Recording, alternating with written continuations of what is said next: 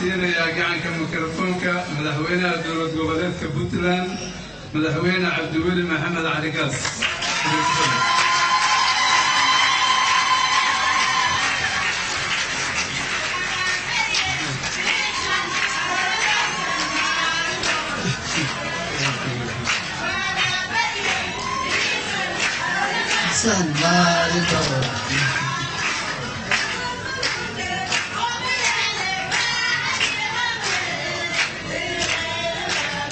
تمام يا ستي.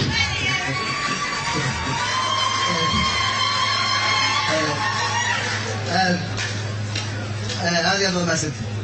بسم الله الرحمن الرحيم. السلام عليكم ورحمة الله وبركاته. وهذه السلام يا دمانتين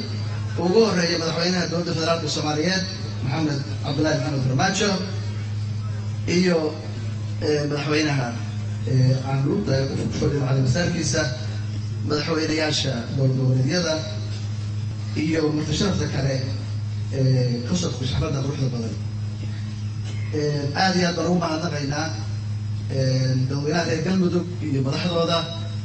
iyo degmada Cadaado soo dhaweyntii iyo marxabeyntii wanaagsaneyd ee soo dhaweeyay aad iyo aad مدن يعني مرويين شرف أيام متعي عليها يوفديجا إن سوء أجيبنا عالسندي النوفي ديسين إن كلام يجدله حفلته على مسارك تدخلينها قلبه أحمد دعاء قال لحاف وحاليا مدحوينه حبريو تذكر قلبه وحول رجاليا نبض قول يهرمر مدن يعني مرويين annagu haddaanu nahay reer Puntland waxaa maanta dalbaynaa diyaarna u nahay inaan gacan ka geysano galmudug oo gudaheeda iyo dariskeeda ay nabad iyo walaaltinimo ku wada noolaadaan sidoo kale madaxweyne xaaf ayaa sheegay maalintii la doortay in uu ka shaqaynayo nabadda galmudug gudaheeda iyo dariskeeda ay la wadaagto hadalkaas aad ayuu noo soo jiitay waxaan ballan qaadaynaa inaan gacan kugu siino hirgelinta ballanqaadkaas mudanayaal iyo marweyn Puntland iyo galmudug waxay wadaageen darisnimo daacsin dhalasho ganacsi iyo sokeeyanimo haddaba si intaasi ay u meel dhalaan waxaan u baahannahay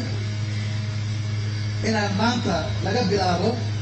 colaadda soo noqnoqotay la joojiyo runta nabadda loo dhaqaaqo xuduudaha sharciga ee soo jireentinka ahna la ixtiraamo siyaasiyiinta iyo hoggaankuna shacabka u horseedaan ku wada noolaanshaha nabad iyo walaaltinimo madaxweyne xaaf